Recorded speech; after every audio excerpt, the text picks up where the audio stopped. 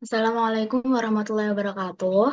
Di sini kami dari kelompok 2 IKM 3C akan mempresentasikan hasil diskusi kami dengan topik kesehatan seksual dan reproduksi dalam Islam.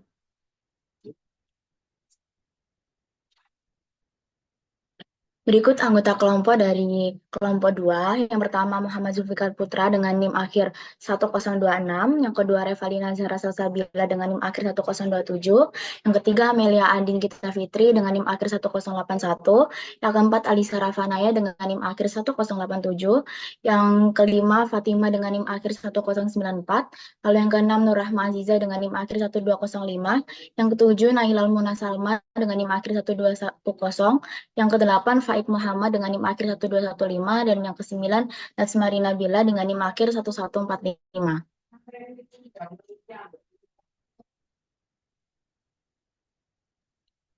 Baik, yang pertama adalah latar belakang. Kesehatan seksual dan reproduksi merupakan aspek penting dalam kehidupan manusia. Kesehatan seksual dan reproduksi ini tidak hanya meliputi kesehatan fisik, tetapi juga psikologis, sosial, dan spiritual. Dalam Islam, kesehatan seksual dan reproduksi merupakan salah satu hal yang penting dan telah diatur secara komprehensif. Kesehatan seksual dan reproduksi ini sangat berkaitan dengan norma dan nilai dalam ajaran Islam. Kesehatan seksual dan reproduksi dalam pandangan Islam merupakan fitrah manusia untuk melestarikan keturunan. Oleh karena itu, kesehatan seksual dan reproduksi diperhatikan dan diharuskan untuk dijaga oleh setiap individu. Dalam Islam, kesehatan seksual dan kesehatan reproduksi merupakan hubungan timbal balik. Kesehatan reproduksi tidak hanya berkaitan dengan organ-organ reproduksi saja, tapi juga meliputi hubungan seksual yang sehat secara Islam. Dalam Islam, upaya antisipatif terhadap organ-organ reproduksi dan fungsi-fungsinya, serta hak kesehatan reproduksi telah diatur sedemikian rupa di dalam Al-Quran. Adapun ayat dalam Al-Quran yang membahas mengenai alat reproduksi dan hak kesehatan reproduksi laki-laki dan perempuan antara lain, Quran Surat Al-Baqarah, Juz 2 ayat 22, Quran Surat An-Nur, Juz 24 ayat 30, dan Quran Surat An-Nur, Juz 24 ayat 31.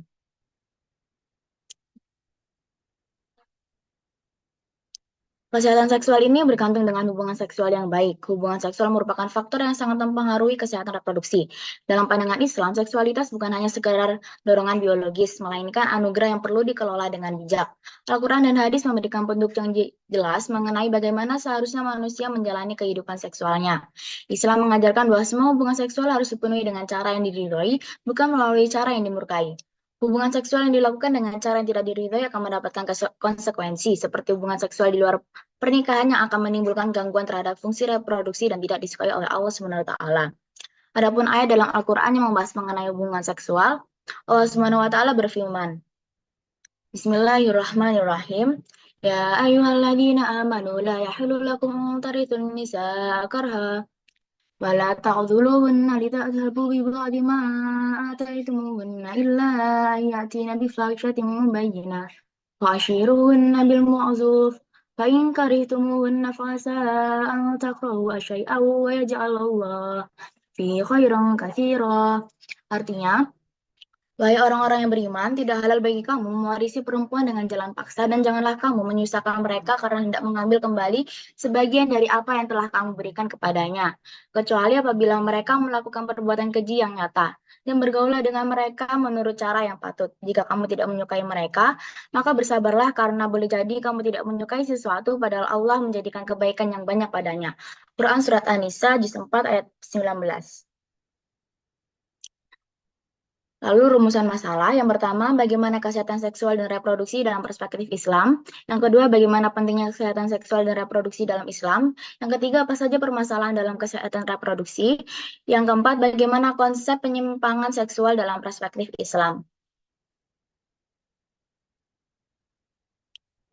Kemudian ada tujuan dan manfaat.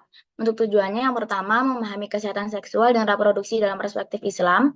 Yang kedua memahami pentingnya kesehatan seksual dan reproduksi dalam Islam. Yang ketiga mengetahui permasalahan dalam kesehatan reproduksi. Dan yang keempat memahami konsep penyimpangan seksual dalam perspektif Islam.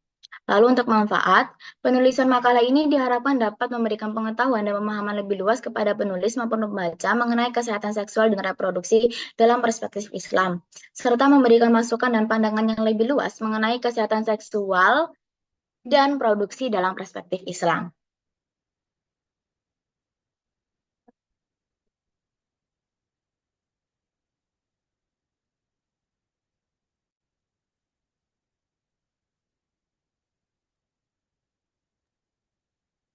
Oke, eh, selanjutnya yaitu apa yang dimaksud dengan kesehatan seksual, yaitu kesehatan seksual ini dapat diartikan sebagai keadaan kesejahteraan fisik, mental, sosial yang utuh.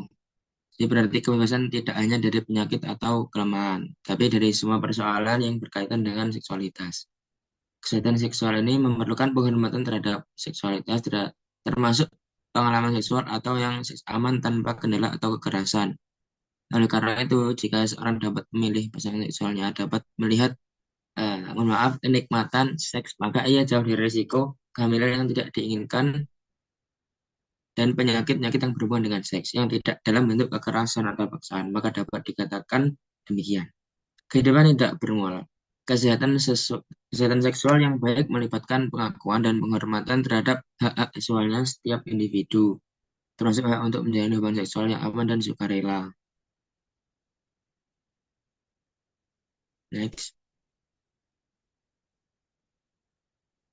Nah, dan selanjutnya yaitu kesehatan reproduksi. Jadi kesehatan reproduksi adalah suatu keadaan sejahtera secara mental dan sosial yang utuh dalam segala hal yang berkaitan dengan sistem reproduksi, serta fungsi-fungsi proses-prosesnya, dan bukan semata-mata ketiadaan penyakit atau kecacatan. Isu-isu yang berkaitan dengan kesehatan reproduksi merupakan isu yang sensitif seperti hak-hak reproduksi, kesehatan seksual, penyakit penular seksual, termasuk HIV atau AIDS.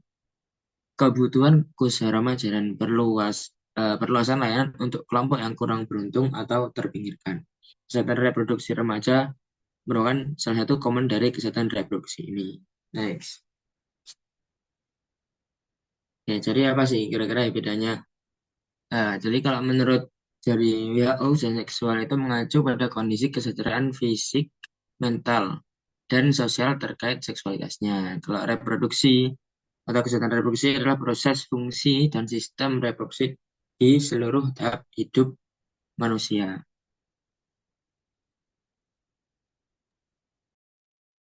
Selanjutnya, yakni konsep kesehatan seksual dan reproduksi secara umum.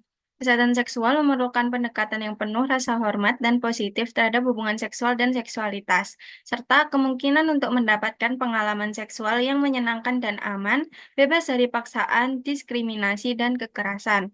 Setiap orang harus menghormati, melindungi, dan memenuhi hak-hak seksual agar kesehatan seksual dapat dicapai dan dipelihara. Hak seksual ini mencakup kesejahteraan seksual, di mana mencakup juga kemampuan seseorang untuk melakukan seks dengan penuh rasa tanggung jawab, memuaskan dan aman, serta kebebasan untuk memutuskan apakah, kapan, dan seberapa sering melakukannya. Next. Nah, untuk ruang lingkup kesehatan seksual dan reproduksi secara umum sendiri, yang pertama itu ada kesehatan seksual, kemudian ada kesehatan reproduksi, kemudian ada pendidikan seksual, hak reproduksi, pencegahan penyakit, kesehatan mental, dan yang terakhir gender dan seksualitas. Selanjutnya adalah konsep kesehatan seksual dan reproduksi dalam pandangan Islam. Nah, pada dasarnya kesehatan seksual dan reproduksi dalam pandangan Islam sangat berkesinambungan. Seperti yang kita ketahui bahwa Islam mengajarkan dan menempatkan perempuan dan laki-laki dengan posisi masing-masing dan tidak merendahkan satu sama lain. Allah Subhanahu wa taala telah berfirman pada surat At-Tin ayat 4 yang berbunyi, Laqad khalaqnal insana fi ahsani taqwim. Artinya, sesungguhnya kami telah menciptakan manusia dalam bentuk yang sebaik-baiknya. Quran Surat At-Tin ayat 4. Next. Nah, bahkan seluruh manusia di muka bumi telah diserukan untuk menjaga pandangan terhadap lawan jenis untuk menahan nafsu seksual mereka. Nah, sudah disebutkan pada surat An-Nur ayat 30-31 yang artinya, katakanlah kepada orang laki-laki yang beriman, hendaklah mereka menahan pandangannya dan memelihara kemaluannya. Yang demikian itu adalah lebih suci bagi mereka. Sesungguhnya Allah Maha mengetahui apa yang mereka perbuat.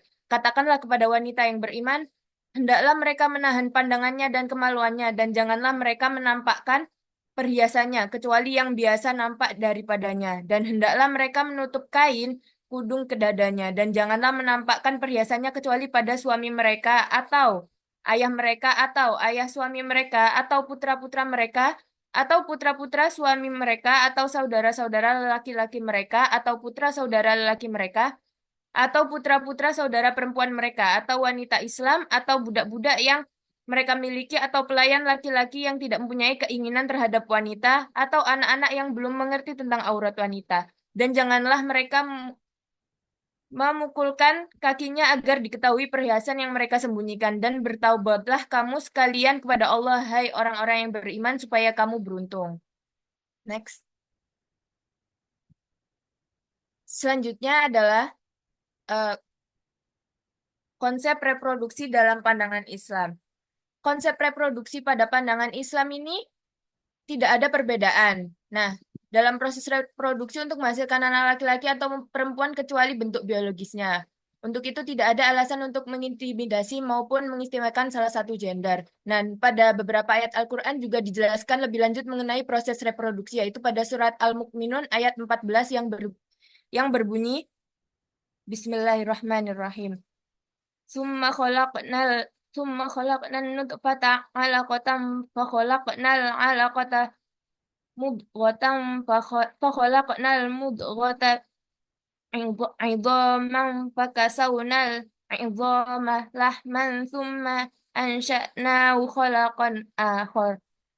Fatabarakallahu ahsanul khaliqin. Yang artinya, kemudian air mani itu kami jadikan segumpal darah. Lalu segumpal darah itu kami jadikan segumpal daging. Dan segumpal daging itu kami jadikan tulang belulang. Lalu tulang belulang itu kami bungkus dengan daging. Kemudian kami jadikan dia makhluk yang berbentuk lain. Maka Maha Suci Allah, pencipta yang paling baik. Quran Surat Al-Mu'minun ayat 14. Next. Selanjutnya terdapat beberapa hak-hak reproduksi menurut Wilia 2023. Yang pertama adalah menentukan perkawinan. Perkawinan tidak dipandang hanya sebagai kewenangan bagi kaum lelaki, tapi juga perempuan, yakni hak untuk menentukan perkawinan dengan siapa dan kapan akan melaksanakan pernikahan. Yang kedua adalah menikmati hubungan seksual. Dalam konteks berhubungan seksual, dalam Islam memang menjelaskan bahwa perempuan berkewajiban untuk melayani suaminya. Akan tetapi juga dapat menikmati kewajiban tersebut dan suami harus saling mengerti supaya dapat membangun keluarga yang sakinah, mawaddah, dan warohmah. Yang ketiga adalah menentukan tata cara mengatur reproduksi. Kehamilan hingga proses persalinan merupakan rangkaian produksi yang sangat berat yang harus dilakukan oleh perempuan. Hal ini tentunya perempuan berhak menentukan jarak dan waktu kehamilannya. Salah satu cara mengatur proses reproduksi adalah dengan mengikuti program KB baik untuk perempuan maupun laki-laki. Yang keempat, mengasuh dan mendidik anak. Seorang ibu merupakan pendidik utama sekaligus madrasah pertama untuk anak-anaknya. Tetapi mengasuh anak adalah tugas dalam proses bereproduksi yang non-kodratif. Arti non-kodratif di sini adalah ayah dan ibu wajib dan berhak untuk mengasuh anak-anaknya. Yang kelima, menentukan perceraian. Pada fikih memang terdapat aturan mengenai talak untuk perceraian sebagai kewenangan laki-laki. Akan tetapi perceraian merupakan salah satu hal yang tidak disukai Allah Subhanahu wa taala. Next.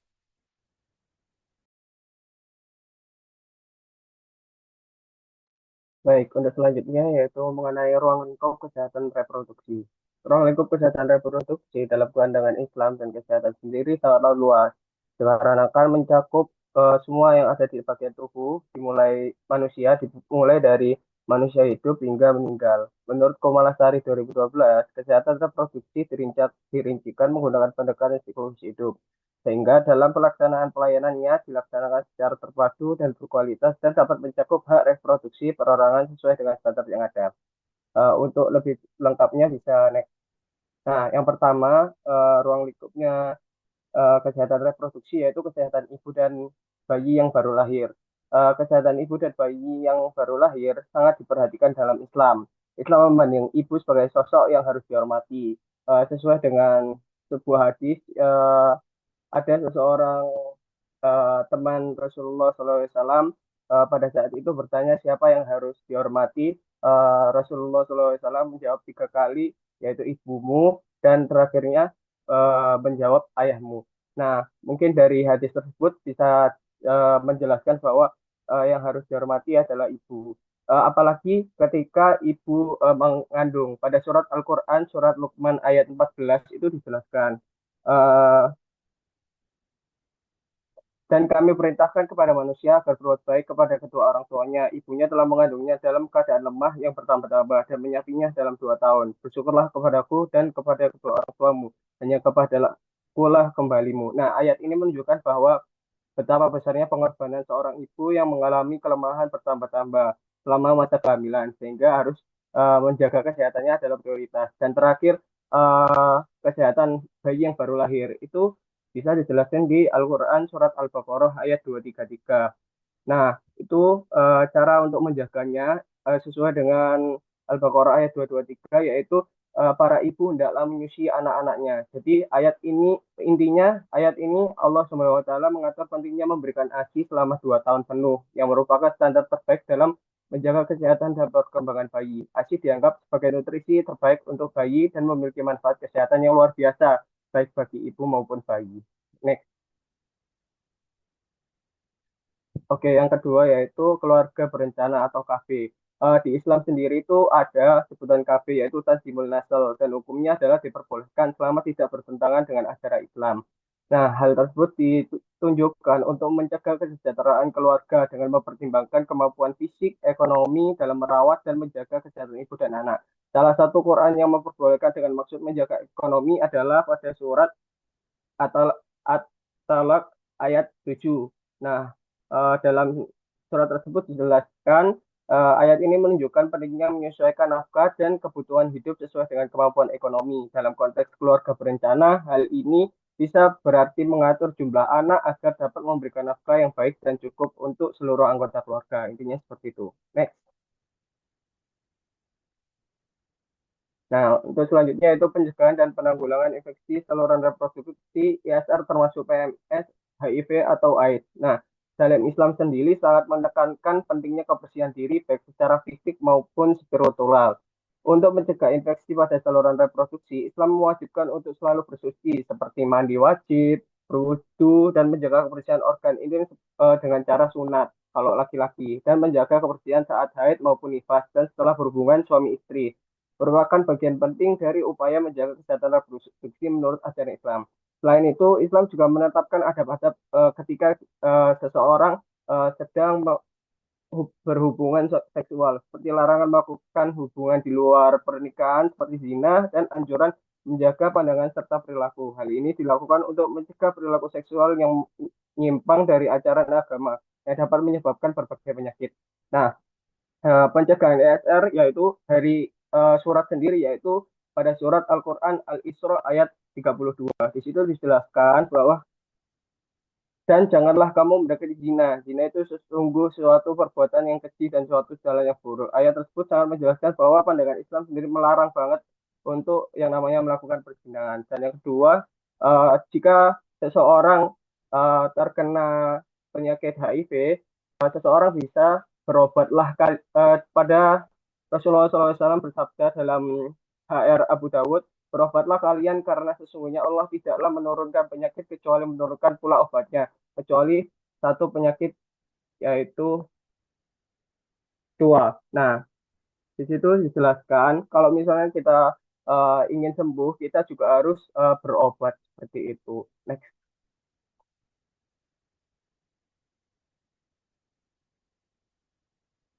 Dan yang terakhir yaitu pencegahan dan penanggulangan komplikasi aborsi. Dalam Islam, aborsi adalah tindakan yang sangat dilarang kecuali dalam kondisi darurat, seperti untuk menyelamatkan nyawa sang ibu.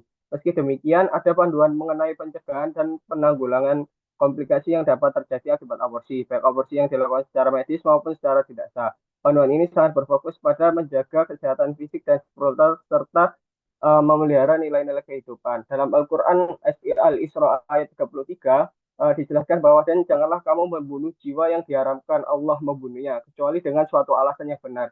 Nah, ketika aborsi dilakukan, diusahakan dan diwajibkan ada alasan yang jelas seperti yang tadi kecacatan janin ataupun kelainan yang lain di kandungan. Seperti itu.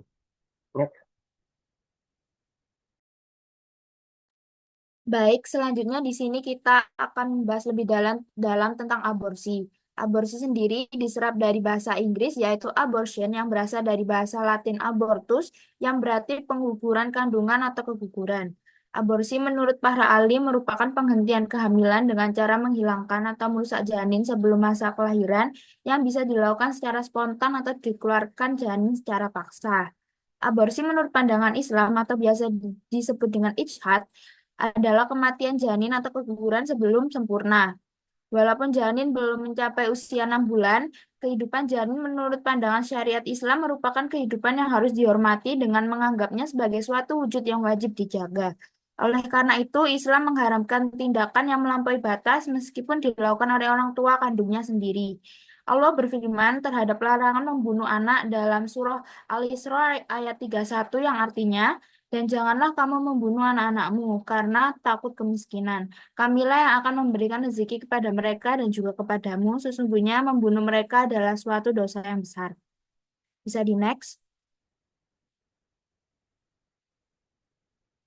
Selanjutnya, di sini ada macam-macam aborsi. Yang pertama adalah aborsi spontan atau al-ijhad, at-tilqai atau al-afi atau yang disebut dengan abortus spontanea adalah mekanisme alamiah menyebabkan terhentinya proses kelahiran sebelum atau aborsi secara tidak sengaja. Bisa jadi terjadi dengan sebab kecacatan besar yang menimpa janin karena akibat sakitnya sang ibu. Yang kedua ada aborsi yang disengaja atau abortus provocatus. Aborsi yang disengaja ini dibagi menjadi dua lagi, menjadi al-ijhad, al-ilaji atau abortus provocatus medicinalis atau aborsi yang dilakukan oleh dokter atas dasar indikasi medis yang apabila aborsi tidak dilakukan maka akan membahayakan nyawa ibu. Yang kedua ada al-ijhad, al-ijtimai atau abortus provocatus criminalis yaitu abortus yang dilakukan tanpa dasar indikasi medis atau penghentian kehamilan sebelum konsepsi dilahirkan tanpa memperhatikan umur bayi dalam kandungan dan janin yang dilahirkan dalam keadaan mati atau hidup. Bisa di next. Selanjutnya ada hukum aborsi. Hukum aborsi menurut 4 mazhab. Yang pertama ada mazhab Hanafi. Mazhab Hanafi ini menjelaskan sebelum 40 hari umumnya diperbolehkan. Lalu setelah 40 sampai 120 hari ada perdebatan yaitu diperbolehkan dan makruh. Namun tindakan ini harus didasarkan pada alasan nasional dan tidak sembarangan. Aborsi tidak diperbolehkan setelah 120 hari karena pada masa ini ruh sudah ditiupkan ke dalam jasad. Selanjutnya ada mazhab Syafi'i. Terdapat dua pendapat. Satu mengizinkan aborsi sebelum 40 hari, sedangkan pendapat lain memperkirakan makruh jika dilakukan mendekati waktu peniupan ruh atau lebih dari 40 hari. Setelah 120 hari, aborsi hukumnya menjadi haram. Selanjutnya ada mazhab Maliki. Aborsi sebelum usia 4 bulan atau 40 sampai 120 hari dianggap makruh. Dan jika dilakukan setelah itu hukumnya menjadi haram. Imam Malik menyatakan bahwa tindakan ini adalah kejahatan yang memerlukan kafarat atau denda. Selanjutnya ada mazhab Hambali, yaitu sebelum usia 40 hari, seperti mazhab lainnya, mazhab Hambali juga memperbolehkan aborsi, namun ketika usia 40 sampai 120 hari, jika melakukan aborsi haram hukumnya. Karena dalam usia ini janin sudah memiliki nyawa dan ditiupkan ruhnya. Selain itu ada Syekh Ahmad Al-Ghazali, seorang ulama Indonesia, menyatakan adapun ulama Indonesia berpendapat keharaman aborsi kecuali apabila ada dengan sebab terpaksa yang harus dilakukan dan menyebabkan kematian sang ibu. Bisa di next.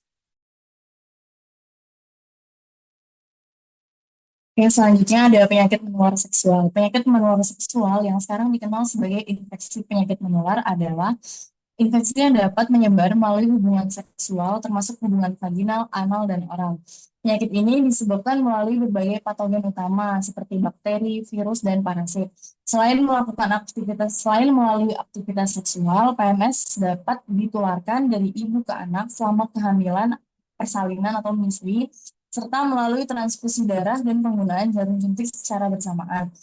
Gejala yang ditimbulkan dari penyakit menular seksual sangat bervariasi tergantung dengan jenis PMS apa yang dialami dan bisa muncul beberapa minggu setelah terpapar patogen tersebut. Selanjutnya, jenis-jenis penyakit menular seksual yang umum dan sering terjadi di Indonesia atau di dunia itu ada 5. Yang pertama ada sifilis, gonore, chlamydia, HIV, dan herpes genital. Sifilis ini sering disebut juga sebagai rabies singa yang disebabkan oleh infeksi bakteri Treponema pallidum, menyebar melalui kontak langsung dengan orang yang terinfeksi selama aktivitas seksual dan masuk melalui luka yang ada di sekitar mulut. Yang kedua ada gonore atau kencing nanah yang disebabkan oleh bakteri Neisseria gonorrhoeae, ditandai dengan gejala yang dirasakan seperti keluarnya cairan kental atau nanah yang berwarna kuning atau kehijauan serta menyebabkan rasa nyeri saat buang air kecil. Yang ketiga ada chlamydia. Penyakit ini disebabkan oleh bakteri Chlamydia trachomatis yang ditularkan melalui seks anal, oral, vaginal, dan saling bersentuhannya alat kelamin. Disebut sebagai infeksi yang berbahaya karena penyakit ini tidak menunjukkan gejala yang menyebabkan penderita itu tidak menyadarinya. Jadi yang keempat ada HIV atau Human Immunodeficiency Virus atau adalah virus yang menyerang sistem kekebalan tubuh manusia. Pada tahap awal terinfeksi HIV ini dia tidak menimbulkan gejala akan tetapi dapat berkembang menjadi AIDS. Jadi yang kelima ada herpes genital. Infeksi ini menular disebabkan oleh virus herpes simplex atau HSV yang memiliki dua tipe utama, yaitu HSV-1 dan HSV-2. Menular melalui kontak langsung dengan kulit selama hubungan seksual dan menimbulkan rasa sakit, gatal, luka, dan nyeri di area yang terinfeksi. Selanjutnya, pencegahan yang dapat dilakukan untuk mengurangi risiko penularan dan melindungi kesehatan reproduksi adalah yang pertama, dengan penggunaan kondom setiap berhubungan seksual. Yang kedua, monogami atau setia pada satu pasangan seksual. Yang ketiga, rutin melakukan tes agar dapat membantu mendeteksi infeksi lebih awal. Yang keempat, tidak menggunakan nabza untuk mengurangi risiko penularan yang disebabkan oleh darah terkontaminasi. Dan yang terakhir, menghindari hubungan seksual saat terinfeksi hingga dinyatakan sembuh oleh dokter untuk mencegah penularan lebih lanjut. Selanjutnya ada penyimpangan seksual. Penyimpangan seksual merupakan suatu perilaku seksual atau fantasi seksual yang menyimpang dan tidak sesuai dengan norma sosial dan moral yang berlaku di masyarakat yang mengakibatkan dampak negatif pada orang lain.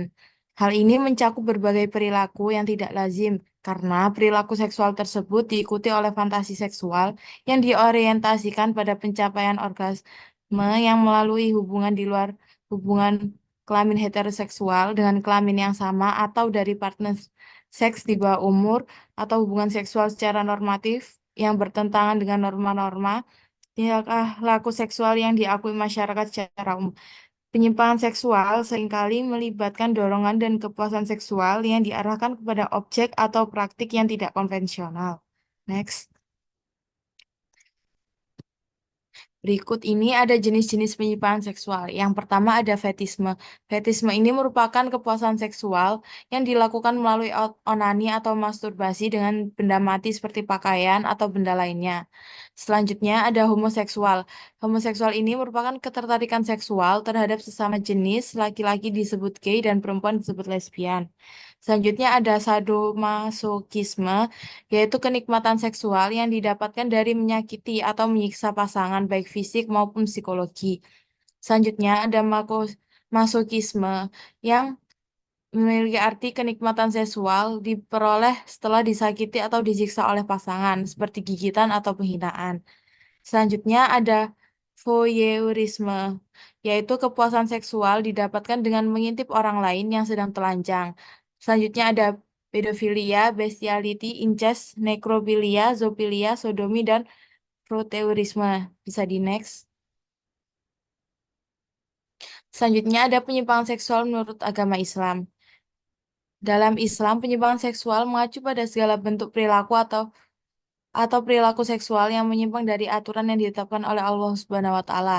Hubungan seksual hanya diperbolehkan dalam perkawinan yang sah antara seorang pria dan seorang wanita. Segala bentuk hubungan seksual di luar pernikahan atau yang bertentangan dengan kodrat manusia dianggap berdosa atau tidak bermoral.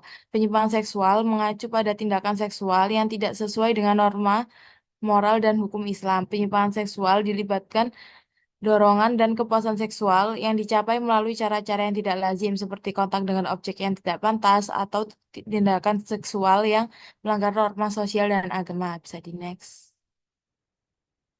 Islam sangat menekankan pada kesucian diri dan larangan mendekati perilaku-perilaku yang mengarah pada maksiat atau penyimpangan seksual.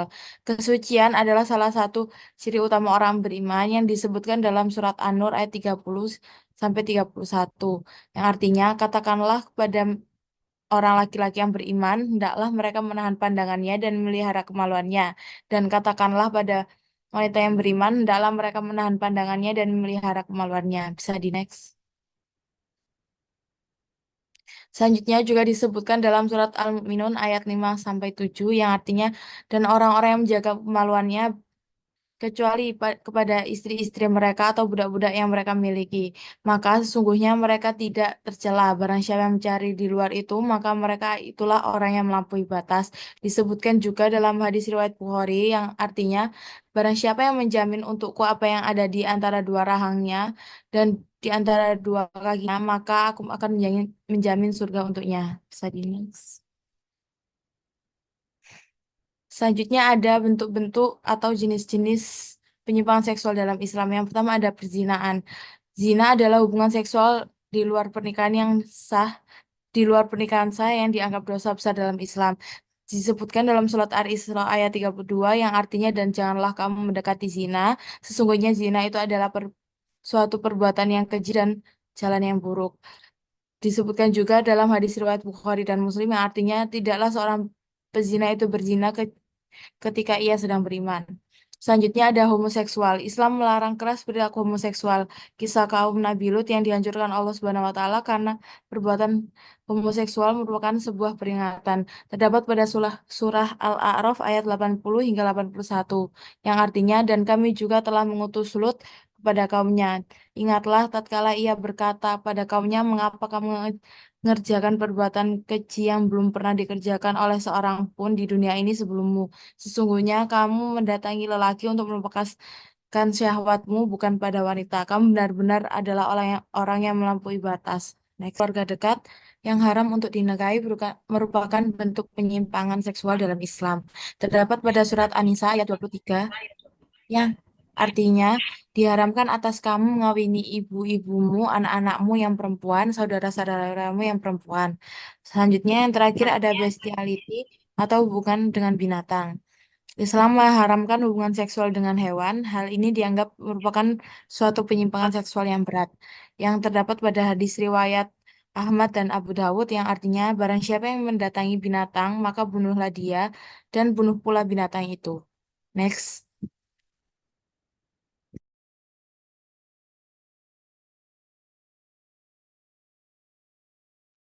Selanjutnya yaitu kesimpulan.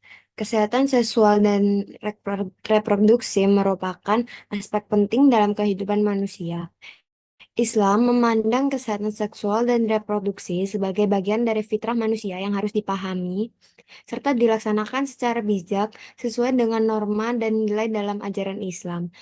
Berdasarkan dalam Al-Quran dan hadis, ajaran Islam juga menekankan pentingnya kesehatan seksual dan reproduksi dengan memberikan pedoman jelas tentang bagaimana manusia seharusnya menjaga kesehatan reproduksi dan melakukan hubungan seksual. Selain itu, Islam juga mengakui hak-hak reproduksi seperti hak untuk menentukan perkawinan, mengatur kehamilan, serta tanggung jawab bersama dalam mengasuh dan mendidik anak.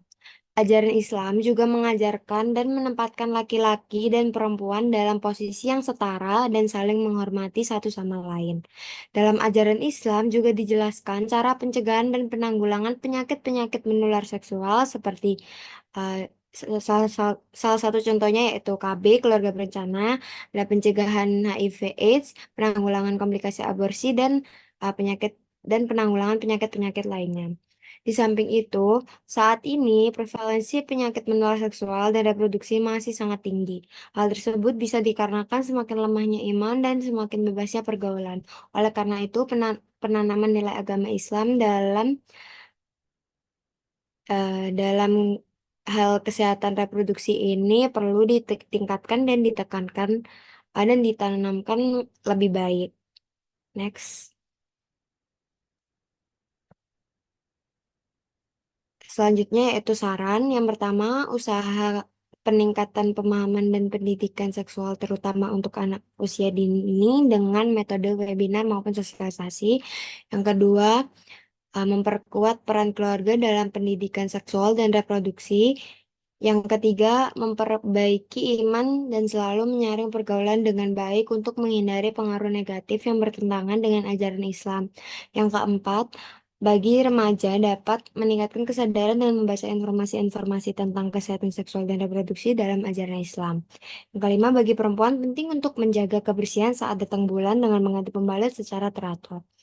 Yang terakhir, pemilihan makanan yang bergizi juga sangat berpengaruh untuk kesehatan seksual dan reproduksi.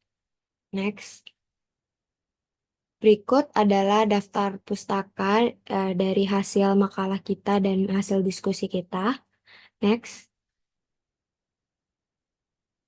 Sekian presentasi dari kami, kelompok 2. Apabila ada salah kata atau perbuatan, kami mohon maaf. Wassalamualaikum warahmatullahi wabarakatuh.